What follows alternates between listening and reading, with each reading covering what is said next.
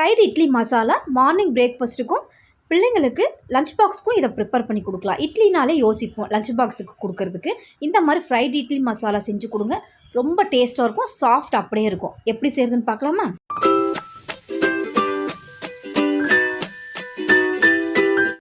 Fried idli masala செய்கிறதுக்கு ஒரு 7 இட்லி எடுத்திருக்கேன். இப்போ இந்த இட்லியை கட் பண்ணிக்கலாம். ரொம்ப பொடியாக கட் பண்ணக்கூடாது. இதை வந்து நீட்டை வாக்கில் கட் பண்ணிக்கோங்க. ரொம்ப பொடியாக கட் பண்ணிட்டிங்கன்னா உடஞ்சிரும். இந்த மாதிரி நீட்டை வாக்கில் ஒரு 4 துண்டை கட் பண்ணி எடுத்துக்கிறேன். இப்போ இட்லி எல்லாத்தையுமே கட் பண்ணி எடுத்துகிட்டு இதை முதல்ல ஃப்ரை பண்ணிக்க போகிறோம். ஃப்ரை பண்ணுறதுக்கு ரொம்ப ஆயில் சேர்த்து ஃப்ரை பண்ண வேணாம். ஓரளவுக்கு டீப் ஃப்ரை மாதிரி பண்ணி எடுத்துக்கலாம். நம்ம சிப்ஸ் எல்லாம் பொரிக்கிற அளவுக்கு மூழ்கிற அளவுக்கு இருக்கக்கூடாது.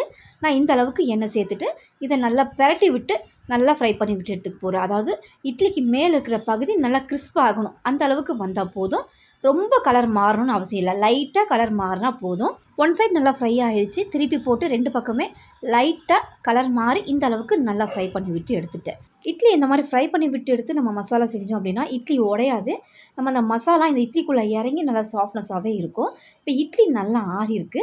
இப்போ இதை வந்து நம்ம மசாலா செய்ய ஆரம்பிச்சிடலாம். கடாயில் எண்ணெய் சேர்த்துக்கிறேன். ஒரு 2 ஸ்பூன் எண்ணெய் சேர்த்துட்டு எண்ணெய் நல்லா ஹீட் ஆனதும் பொடியாக நறுக்கின வெங்காயம், ஒரு வெங்காயம் ரொம்ப பொடியாகவே நறுக்கி சேர்த்துக்கோங்க. இப்போ இந்த வெங்காயத்தை லேசாக வதக்கிக்கலாம். வதக்கிட்டு இது கூடவே ஒரு 1/2 ஸ்பூன் அளவுக்கு இஞ்சி பூண்டு விழுது சேர்த்துக்கோங்க. சேர்த்துட்டு பச்சை வாசனை இல்லாமல் இதையும் நல்லா வதக்கிக்கலாம். இப்போ இஞ்சி பூண்டு விழுது பச்சை வாசனை இல்லாமல் நல்லா வதங்கின பிறகு வெங்காயம் எந்த அளவுக்கு சேர்த்துக்கிறீங்களோ அதில் டபுள் மடங்குக்கு தக்காளி எடுத்துக்கோங்க. நான் ஒரு பெரிய சைஸ் வெங்காயம் எடுத்தேன். 2 பெரிய சைஸ் தக்காளி அதையும் ரொம்ப பொடியாக நறுக்கி சேர்த்துக்கிறேன். தக்காளி நல்லா குழைய வதக்கி எடுக்கணும். அதுக்கு கொஞ்சமாக உப்பு சேர்த்துக்கோங்க. உப்பு சேர்த்தோம் அப்படின்னா தக்காளி நல்லா குழைவாக வெந்து வந்துடும். இப்போ இதை மூடி வச்சு தக்காளியை வதக்கி எடுத்துக்கலாம். நல்லா தக்காளி நல்லா குழைவாக வதங்கி வந்திருக்கு. இப்போ இது கூட நம்ம மசாலாலாம் சேர்த்துக்கலாம்.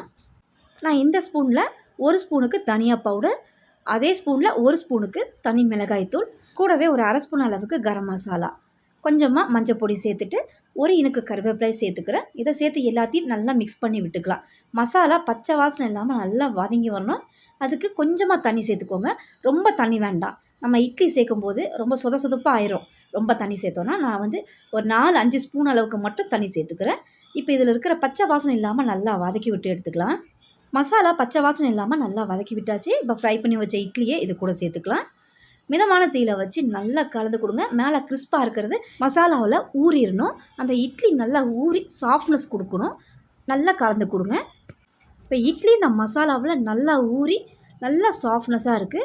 இந்த மாதிரி இட்லியை நீங்கள் ரெடி பண்ணி லஞ்ச் பாக்ஸுக்கு கொடுத்து விட்டீங்க அப்படின்னா கூட மத்தியானத்தில் ரொம்ப ட்ரை ஆகாமல் நல்லா சாஃப்ட்னஸாக இருக்கும். இப்போ கடைசியாக ஒரு 1/2 ஸ்பூனுக்கு மிளகுத்தூளும் கொஞ்சமாக பொடியாக நறுக்கின கொத்தமல்லி சேர்த்து நல்லா கலந்து விட்டு இறக்கிட வேண்டியதான். கண்டிப்பாக இந்த ஃப்ரைடு இட்லி மசாலாவை நீங்களும் ட்ரை பண்ணி பாருங்கள். இந்த வீடியோ உங்களுக்கு ரொம்பவே யூஸ்ஃபுல்லாக இருக்குன்னு நினைக்கிறேன். இந்த வீடியோ பிடிச்சிருந்தா என்னோட சேனலை மறக்காமல் சப்ஸ்கிரைப் பண்ணுங்கள்.